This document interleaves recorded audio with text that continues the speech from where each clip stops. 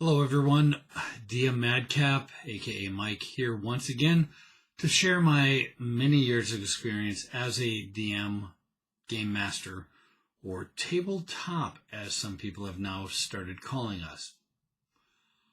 One of the things that I want to talk about today is what people call backstory or character backstory.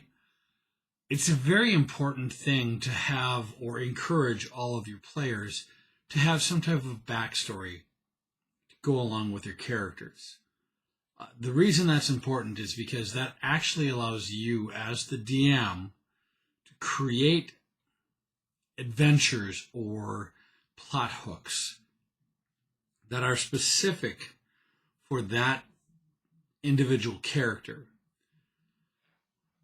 The reason that's important is because it helps those players feel like they are actually the star of the action movie that you're trying to create here in your D&D adventures. So, for example, in a recent adventure that I've been running, one of my players had the sailor background, but he was a tabaxi. So now, in general, I've taken tabaxi as being basically like normal common house cats. So the majority of tabaxi would be folks that don't like water. So a sailor tabaxi would be fairly uncommon. They were at a bar trying to find passage from the continent that they ended up being quote-unquote shipwrecked on back to the continent that they came from. And the gentleman that had the sailor background on his tabaxi said, I'm going to use the special ability that's given to my sailor to try to find passage for us on a ship.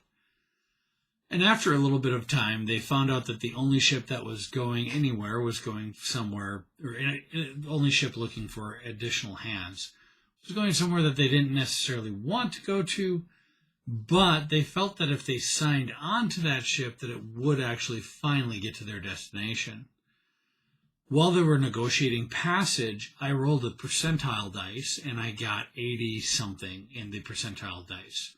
So high percentage. To me, that meant that the first mate of the ship, if I'm remembering right, actually had heard of the character because, again, not many tabaxi sailors out there. They had heard of him, and they were like, oh my God, you are really the X, Y, and Z person.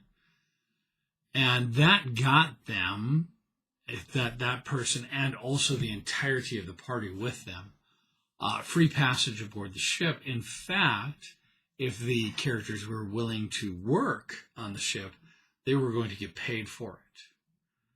So it's that type of thing that as a DM or as a GM, tabletop, whatever you want to call it, you need to take into consideration to give your characters that feeling of buy-in, that feeling of, I'm really responsible for something within this adventure, within this story. Otherwise, why are they there?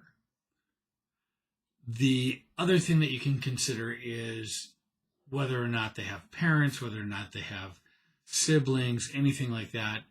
Work with your players to make sure that you have something to make the character be valuable within your world.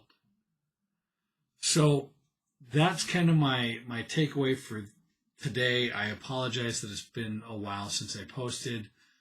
Like I said in the last video, it's been diagnosed as viral bronchitis. So I've been coughing and I have a weird voice right now. But with that, hope you have a great day. Please go ahead and leave me comments about any other questions that you might have, anything that you can think of for Dungeons & Dragons / Pathfinder / any other role-playing game.